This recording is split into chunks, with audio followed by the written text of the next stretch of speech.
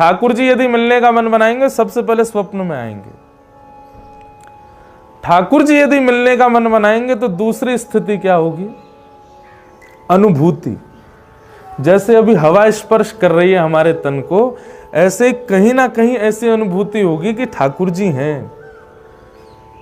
मैं कहता हूं कथाओं में, फिर इत्र की सुगंधी आने पर यह नहीं लगेगा कि कोई फ्रेग्रेंस की दुकान पास में, यह लगेगा कि श्याम सुंदर तो नहीं घूम रहे हैं। मोर पंख देख करके ये नहीं लगेगा कि मोर होगा पास में, बल्कि ऐसी भावना आएगी कि कहीं श्याम सुंदर तो नहीं गुजर के गए। कहीं चंदन छिड़का हुआ दिख जाए तो यह भाव नहीं होगा कि किसी ने चंदन छिड़का है, बल्कि यह भाव आएगा श्री कृष्ण के चरणों में लगा हुआ कुमकुम ही तो नहीं है। ऐसी अनुभूतियां, जैसे कई बार आप बादल देखते हैं तो बादलों में आकृति दिखाई देती है, पर ठाकुर जी जिससे मिलने का मन बनाएंगे उसको पहले स्वप्न में ठाकुर जी दिखेंगे, दूसरे में ऐसे अनुभव होंगे उसको बादलों में आकृति भी ऐसी दिखेगी कि ये तो श्याम सुंदर हैं। कई बार मार्बल में सुंदर सुंदर आकृति बनी रहती, तो मार्बल में भी वो देखेगा तो इसको लगेगा नहीं श्याम सुंदर है। वो वृक्ष की आकृति देखेगा तो वहां भी श्याम सुंदर है।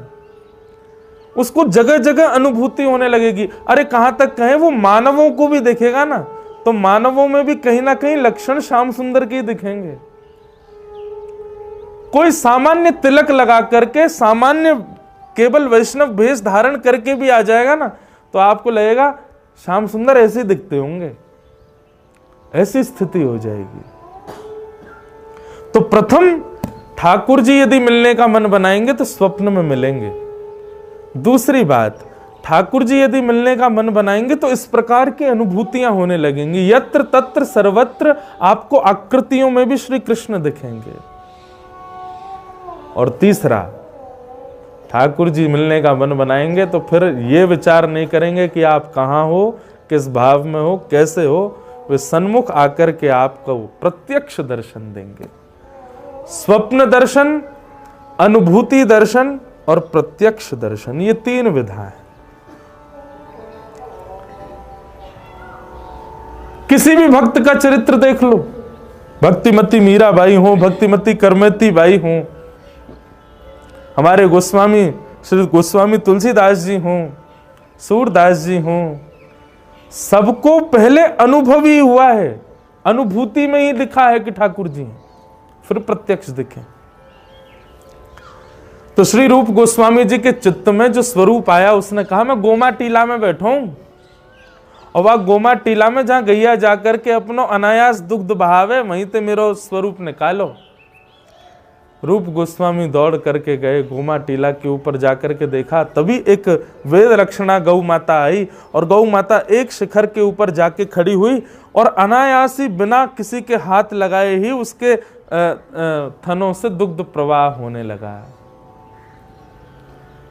रूप गोस्वामी जी ने जाकर के प्रणाम किया, पुष्प अर्पित किए, प्रणाम वंदन करके जैसे ही वहां के उस भाव को, जो मिट्टी आदि थी उसको थोड़ा विलग किया, तभी प्रकट भय हमारे श्री गोविंद देव प्रभु। श्री राधा गोविंद देव प्रभु की।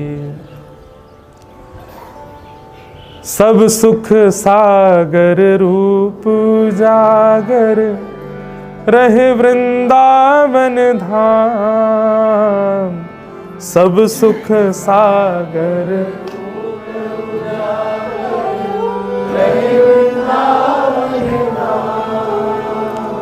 रूप गोस्वामी प्रगट कियो जहां। रूप गोस्वामी, रूप गोस्वामी प्रगट कियो जहां। रूप गोस्वामी राधा गोविंद रूप निधान।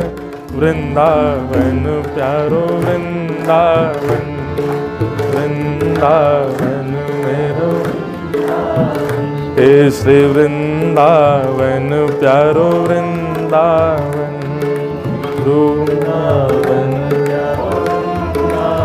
रूप गोस्वामी प्रगट कियो जहां। रूप गोस्वामी श्री रूप गोस्वामी प्रगट कियो जहां, राधा गोविंद रूप निधान, वृंदावन प्यारो वृंदावन, वृंदावन हे श्री वृंदावन मेरो वृंदावन।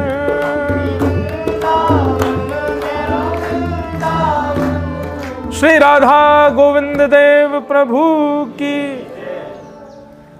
ऐसे प्रकट भय हमारे वृंदावन के प्रथम ठाकुर श्री राधा गोविंद देव। वृंदावन के अष्टदल कमल के बिल्कुल मध्य में विराजमान है श्री गोविंद देव जी। फिर कालांतर में सनातन गोस्वामी जी को लगा कि रूप को तो मिल गए गोविंद देव जी, अब हमको कैसे मिले। तब सनातन गोस्वामी जी ने श्री मदन मोहन जी को प्राप्त किया। कैसे प्राप्त किया ये कथा हम कल सुनाएंगे। और फिर मधु पंडित उनको श्री गोपीनाथ जी प्राप्त भये। और देखो कितने भाग्य की, सौभाग्य की आप लोगों की बात है कि हमारे वृंदावन के सप्त निधियों में 2 निधि तो आपके जयपुर में ही विराजते हैं, श्री राधा गोविंद देव जी और श्री गोपीनाथ जी। तो ऐसे श्री गोविंद देव जी वृंदावन में प्रकट हुए। फिर औरंगजेब ने जब आक्रमण करना प्रारंभ किया, इतना बड़ा मंदिर था गोविंद देव जी का कि ऊपर का दिया दिल्ली तक, आगरा तक दिखाई देता था। औरंगजेब ने जाकर के मंदिर ध्वस्त करने का प्रयास किया। गोविंद देव जी ने आज्ञा कर दी, बोले भैया हमको कहीं और ले चलो। तब श्री गोविंद देव जी जयपुर में पधारे। और जैसा मुझे पता चला, श्री गोविंद देव जी जयपुर आए तो सबसे पहले इसी स्थान पर विराजे जहां हम लोग बैठे। ये कनक वृंदावन, ये पुराना गोविंद देव जी मंदिर, श्री गोविंद देव जी सबसे पहले यहीं पर विराजमान भये। और यहां से फिर उसके बाद अन्य कहीं विराज के फिर सिटी पैलेस में ठाकुर जी विराजमान हुए। तो ऐसे श्री गोविंद देव जी की ये पावन भूमि है जयपुर। हम तो इसको मिनी वृंदावन ही मानते हैं। यहाँ वृंदावन जैसा ही भाव आता है। बस यहाँ की थोड़ी बहुत चीज़ों को थोड़ा नज़रअंदाज कर दिया जाए। आधुनिक है, थोड़ा राजधानी है ना जब राजस्थान की, थोड़ी आधुनिकताओं को नज़रअंदाज किया जाए। देखो ये तो लंगूर बैठो वहाँ पे है, अभी थोड़ी देर में देखेंगे वहाँ पीछे मयूर भी मिलेंगे हैं, सामने बैठे देखो, सामने वहाँ पे मयूर बैठे। अभी तो थोड़ा पहले हम अगस्त सितंबर में करते थे कथा, तो ये हरे भरे यहाँ पर बढ़िया आनंद। देखियो भैया वो बंदर को ये मारे नहीं। तो ये देखो ऐसा ही था पुराना वृंदावन, हमारा पूर्व का वृंदावन। बिल्कुल इसीलिए मैं इसी स्थान पर ही कथा करता हूँ, क्योंकि मुझे स्थान की जो दर्शन है ना, मुझे ऐसा लगता है मैं 5000 वर्ष पूर्व के वृंदावन में पहुंच गया हूँ। ऐसा ही वृंदावन। तो ऐसे श्री हमारे राधा गोविंद देव प्रभु, उनको हम बारंबार प्रणाम करते हैं। और अब आज से प्रारंभ करते हैं। श्रीमद् भागवत में 7 गीत हैं बंधु, 7 गीत हैं। उन 7 गीतों में 4 गीत गोपियों के द्वारा गाए गए हैं। और चारों गीतों में सबसे पहला गीत जो गोपियों ने गाया, उस गीत का नाम है वेणु गीत। मुझे सबसे प्रिय गीत लगता है श्रीमद् भागवत में वेणु गीत। बहुत बार मन बदला कि कोई और विषय ले लूं, किसी और भाव पे करूं। किसी का भाव आया कि आप अष्ट सखाओं पे ही बोलो महाराज जी, किसी का भाव आया कि आप सप्त निधियों का भाव रखो, किसी का भाव अन्य अन्य आए, लेकिन पता नहीं आ रहा था कि वेणु गीत ही कहूंगा। मैंने वेणु गीत रखा था, उसके बाद आज तक प्रयास, अब यहां जयपुर में प्रयास कर रहे हैं। अच्छा, वेणु गीत क्यों कह रहे हैं, उसके पीछे कारण क्या है? ठाकुर जी के सबसे ज्यादा श्री कृष्ण के जितने भी स्वरूप हैं, उनमें कई बार श्रृंगारों में मोर पंख और मोर मुकुट का अवकाश हो सकता है। अवकाश का मतलब कई बार मोर पीछ नहीं भी धराते हैं श्रृंगार में, कई बार पीतांबरी का अवकाश हो सकता है, कई बार ठाकुर जी के श्रृंगार में काली कमली को अवकाश है सके, कई बार ठाकुर जी के श्रृंगार में मालान को अवकाश है सके, लेकिन अनादि काल से आज तक और अनादि काल तक ठाकुर जी के श्रृंगार में वेणु का कभी अवकाश नहीं होता। वेणु को त्याग ना करें। तो इसलिए हमने वेणु गीत सुना कि भैया वो वेणु इतनी प्रिय है ठाकुर जी को, वह वेणु से हम ऐसो कहा सीखें कि हमको भी ठाकुर जी वेणु की तरह रख लें, कभी हमारा त्याग ना करें। ये वंशी बंधुओं, कहीं इनको शिव जी का स्वरूप माना गया, कहीं टीकाकार इनको महादेव का रूप मानते हैं, कहीं पर इनको हनुमान जी का रूप मानते हैं। ऐसी वेणु। तो वेणु गीत का थोड़ा सा प्रारंभ स्थिति में आपको बता दूं। वेणु गीत का रूप क्या है? ठाकुर जी गैया चराने जाते हैं वन में, और जैसे ही ठाकुर जी वन में जाते हैं, वन में जाकर के वेणुनाद करते हैं, उनकी वेणु को घर बैठी हुई गोपियां सुनती हैं।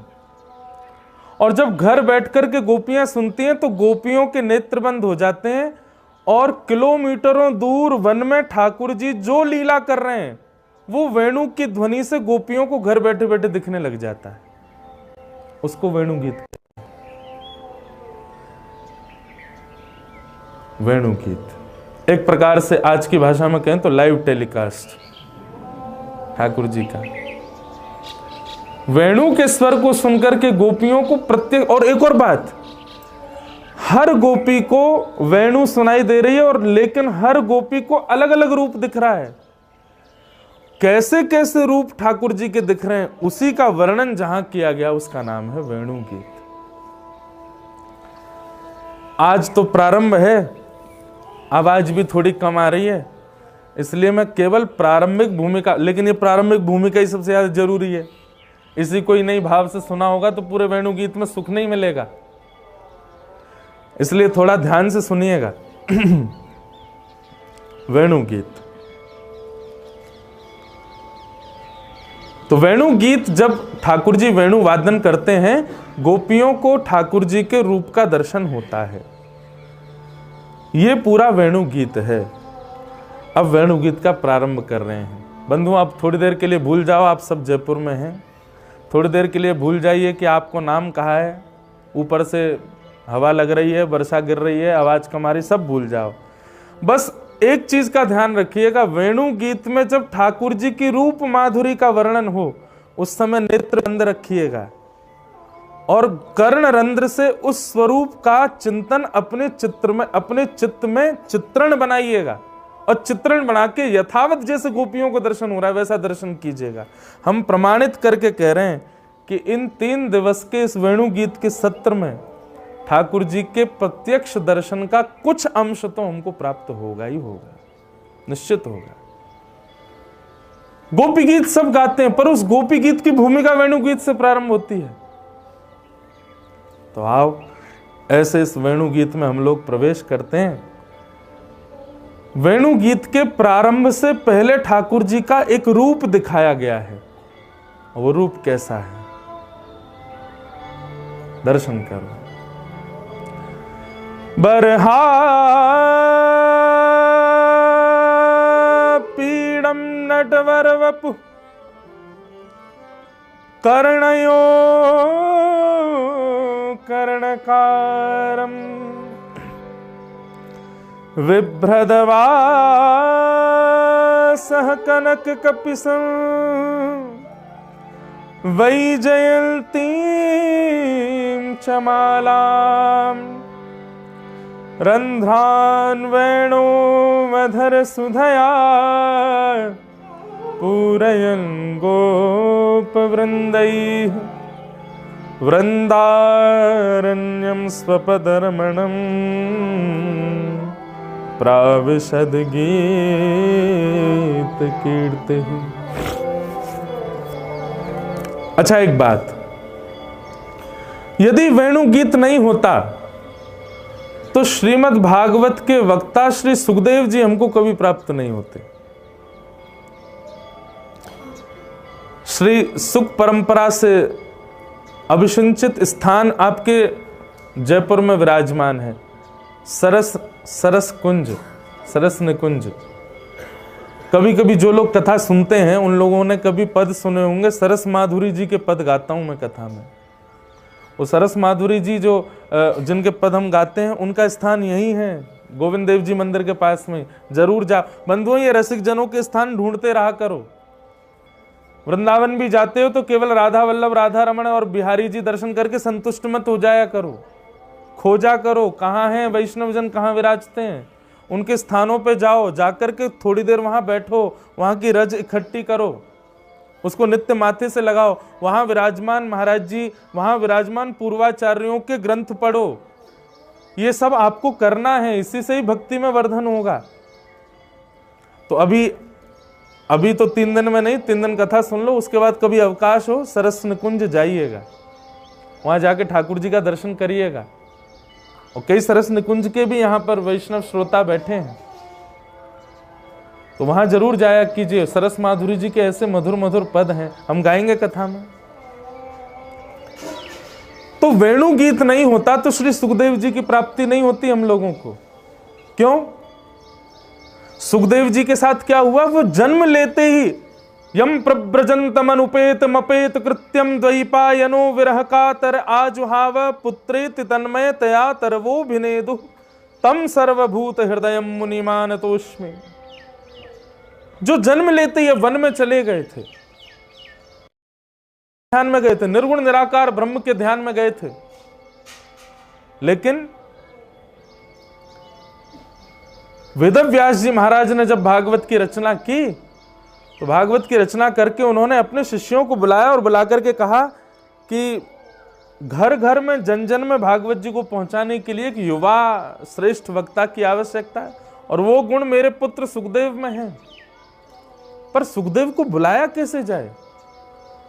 तब वेणु गीत का ये जो श्लोक है, ये श्लोक वेदव्यास जी ने छोटे छोटे बच्चों को याद करा दिया और कहा कि तुम पहाड़ों पर जाकर के इसका आर्तनाद करना, इसका उच्च स्वर में वाचन करना।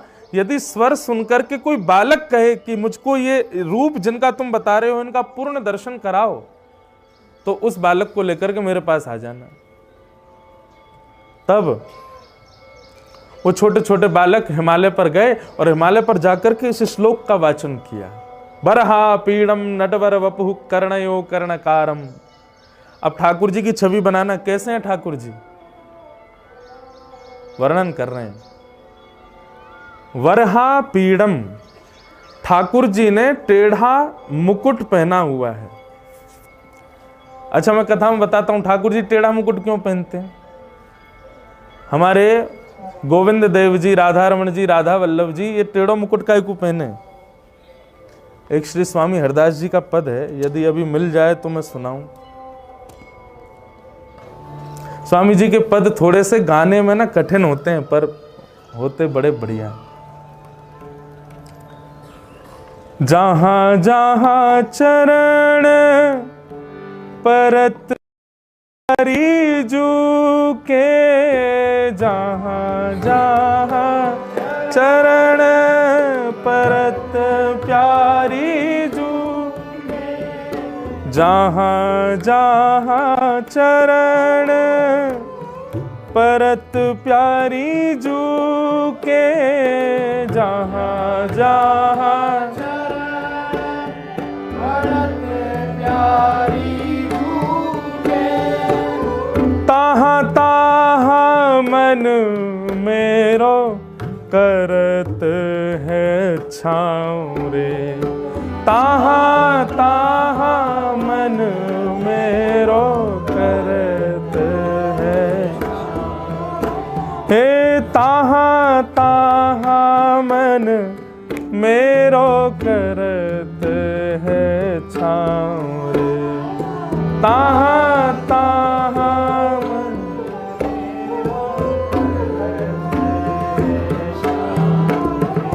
ठाकुर जी क्या कह रहे हैं?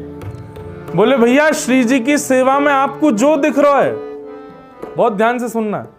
ये देखो अंतरंग, आप में से एक बात पहले ही कर दूं ये 3 दिन का जो सत्र होने वाला है ना, ये बिल्कुल निकुंज लीलाओं का होने वाला है।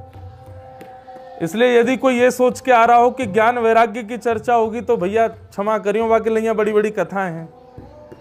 यहां पे आके ज्ञान वैराग्य ना बोलूंगा मैं, यहां तो निकुंज की लीला ही चलेगी। ये कुंज निकुंज है भैया, यहां तो श्यामा श्याम की अंतरंग लीला ही चलेंगी। तो जो रस में भीगे भय गुल्ला हैं, आप सब लोग गुल्ला हो, जो रस में भीगो भयो होगो वही रसगुल्ला बनेगो, वही को भोग लगावेंगे ठाकुर जी। जहां जहां चरण प्यारी, जहां जहां चरण परत प्यारी जू के, तहां तहां मन मेरो करत है छाओ। तो ठाकुर जी मुकुट ऐसा क्यों पहने? ये जादना मुकुट पहने ना, वादना समझियो छतरी पहन के आए हैं, और काय के लिए? किशोरी जी के चरणन के ऊपर छांव करवे के लिए। कहीं ये उष्ण सूर्य को ताप श्री जी के चरणन को कष्ट नहीं दे। बंधुओं, निकुंज लीला में वर्णन आता है कि एक बार ललिता विशाखा दोनों सेवा कर रही और स्वामिनी जी अष्टदल कमल के ऊपर पौड़ी हुई हैं। इतने में ठाकुर जी आ गए, और जैसे ठाकुर जी आए तो ललिता जी बोली, कहा है आवाज करते आ रहे हो, नूपुरन्ने बजाते आ रहे हो, श्री जी उठ जाएंगी हमारी। तो ठाकुर जी अचक अचक के धीरे, अचक अचक समझते हैं, अचक मतलब धीरे धीरे चल के आने लगे। आके ललिता जी से बोले, मोए भी सेवा करन दो श्री जी की। ललिता जी बोली, बात मत करो, चुपचाप खड़े रहो यहाँ पे। ठाकुर जी बोले, मैं सेवा ही तो मांग रहा हूं, रोक काहे को रही हो मुंह को? बोले, आप देखो श्री जी के चरण देखो लाल पड़ गए ना। बोले, हाँ, आप बोल रहे हो, आपके मुख की उष्णता, आपके मुख से निकलने वाली गर्मी से देखो श्री जी के चरण लाल पड़ गए। तो लाल जी अपना सिर पकड़ के बैठ गए, मैं इतनी दूर से बोल रहा हूं, मेरे मुख की उष्णता श्री जी के चरणन को लग रही है, ऐसी श्री जी के मैं चरण कैसे दबाऊंगा? ठाकुर जी बोले, मेरे हाथ तो बड़े कठोर हैं, मैं तो सेवा ना कर सकूं।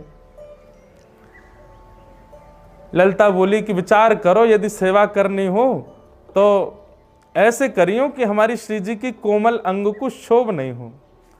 तो वहां भी एक पद आता, मैं पद ढूंढवे जाऊंगा तो आधा घंटा लगेगा, हमारे केवल भावी सुना रहा हूं। ठाकुर जी उस पद में वर्णन आता है कि ठाकुर जी कैसे चरण दबा रहे हैं। देखो, ये लीला, ये सुख कहाँ बड़ी बड़ी कथान में मिला है? पंडाल की कथान में मिला है? ये केवल यहीं मिला है। बोलो राधा गोविंद देव प्रभु की। ऐसा लग रहा हो कि यहीं श्यामा श्याम लीला कर रहे होंगे। देखो, देखियो 3 दिना में ध्यान रखियो, पीछे कहीं दिखे पीताम्बरी सी ने झलक सी दिख जाएगी पीछे, यहीं डोल रहे होंगे ठाकुर जी। तो पद का भाव क्या है कि ठाकुर जी मन में विचार करें, मैं कैसे सेवा करूं माड़। सो ठाकुर जी अपने एक एक अंग को स्पर्श करके देखें, सब जगह ठाकुर जी को अपनी हड्डी को स्पर्श है जाए। ठाकुर जी के ना ये तो कठोर है, ये वो कठोर है, क्या करें? सब जगह स्पर्श करते करते ठाकुर जी ने यहां छुओ, सोई गद मदरा से गाल ठाकुर जी के। ठाकुर जी बोले, हाँ जे कोमल है। सो श्री जी के चरणन को ठाकुर जी अपने गाल से दबा रहे हैं। ऐसा भाव हमारी निकुंज लीला में भाव वर्णन करें। ऐसा प्रत्यक्ष नहीं लिखा पद में कि ठाकुर जी गाल से चरण दबा रहे हैं। भाव ऐसा है कि श्री जी की ठोड़ी, श्री जी की एड़ी ठाकुर जी की ठोड़ी को स्पर्श कर रही है, और श्री जी को जो अंगूठा वो ठाकुर जी के माथे को स्पर्श कर रहा है। ऐसे ठाकुर जी सेवा कर रहे हैं। तो कैसे कर रहे हैं? ऐसे दबा रहे हैं, अपने गालन से दबा रहे हैं। एक कहीं कथा थी मेरी, वहां एक लाली, वहां ने ये चित्र भी बनाया, मेरे पास रखो घर में आज भी। उसने ऐसा चित्र बनाया कि अष्टदल कमल पर श्री जी पौड़ी हैं, ललिता विशाखा चवर लेक खड़ी हैं, और ठाकुर जी अपने गालन से ऐसे चरण दबा रहे हैं श्री जी की। तो भैया ये तो मुकुट यही मारे पहने कि श्री जी के चरणन में छांव बनी रहे। तो बरहा पीड़म नटवर वपु, ठाकुर जी मोर मुकुट पहनते हैं, टेढ़ा पहनते हैं। क्यों? इसलिए पहनते हैं टेढ़ा और आगे झुका हुआ पहनते हैं, ताकि सूर्य की किरणों को उसमें समेट लें, श्री जी के चरणन में क्षोभ नहीं हो। बरहा पीड़म नटवर वपु, ठाकुर जी का वपु कहते हैं शरीर को। ठाकुर जी का अंग कैसा है? तो कहते हैं नटवर। नटवर का मतलब क्या होता है? स्टेज परफॉर्मेंस करने वाले जो आकर्षण कर लेते हैं उनको कहते हैं नट। और ठाकुर जी कौन है? बोले नटवर। उन नटों को भी जो आकर्षित करे वो नटवर। नटवर वपु। ठाकुर जी का अंग कैसा है? बोले नटवर जैसा है। बरहा पीड़म नटवर वपु। छवि बनाना अपने चित्त में। कर्णयो कर्णकारम। यहां गोपियां कहती हैं ठाकुर जी के कान तो दो ही हैं, पर कुंडल ठाकुर जी ने एक ही पहनो। काय को पहनो है? पुष्प को कुंडल पहनो है। जैसे पुष्प तोड़ के ठाकुर जी ने अपने यहां कानन के ऊपर यहां लगा रखो है। इतने में श्रीदामा मधुमंगल बोले लाला अब या उंगली को पकड़ के मधुमंगल चले या उंगली को पकड़ के श्रीदामा चले। तो जा तरफ पुष्प है वो ही सखा इतरावे। मेरी तरफ पुष्प कर रखो है, मुंह ते ज्यादा प्रेम करे लाला। सो दूसरी तरफ श्रीदामा के लाला देगी मधुमंगल बहुत इतरा रहे हो तो या पुष्प को निकाल के यहां लगा, हमारी तरफ लगा। सो ठाकुर जी कर्ण योह कर्ण कारम। दो कान हैं पर कुंडल एक ही है पुष्प का। तो ठाकुर जी ऐसे निकालते हैं और दूसरे कान में धारण करते हैं। हमारे पूज्य नाना जी पंडित श्री कृष्णलाल शास्त्री जी वो तो इतना सुंदर वर्णन करते थे। वो कहते बोले लाल जी ऐसे पुष्प निकाल के यूं ना पहने तो रजनीकांत स्टाइल है। कैसे? यूं निकालें पुष्प और यूं उछाले आकाश में और यूं कान करें वो आके यहीं पे गिरे। कर्णयोः कर्णकार। आहा बरहा पीड़म नटवर वपु कर्णयोः कर्णकारम। और जा तरफ पुष्प गिरे ना कानन में आके, वह तरफ के सखा वह तरफ खड़े भाई बछड़ा बछिया वे इतने आनंदित है जाएं कि उनके नेत्रन से प्रेमाश्रु गिर जाए। कर्णयोः कर्णकारम। आहा विभ्रदवासः कनक कपिसम। ठाकुर जी पीतांबरी पहनते हैं। हमने जो पहनी है इसको कहते हैं श्वेतांबर। यही पीलो कर दो। तेसु के पुष्प रंग डाल के तेसु के पुष्पन ने बढ़िया जल में भिगो के बाद से जब पीलो रंग है जाए वही मैं श्वेतांबर को डाल दो यही पीलो है जाएगा। ऐसे ठाकुर जी पीतांबरी पहनते हैं। विभ्रदवासः कनक कपिसम वही जयंतीम चमालाम। सुंदर ठाकुर जी ने वैजंती माला पहनी है और रंध्रान वेणु अधर सुधया। अपने अधर पर ठाकुर जी वेणु नाद करते हुए चल रहे हैं। रंध्रान वेणु अधर सुधया पूरयन गोप वृंदई वृंदारण्यम स्वपद रमणम प्राविशत गीत कीर्ति। गोपियां इस रूप का दर्शन करती हैं और इस रूप का दर्शन करते करते करते करते भाव विह्वल हो जाती हैं और यहीं से प्रारंभ होता है वेणु गीत।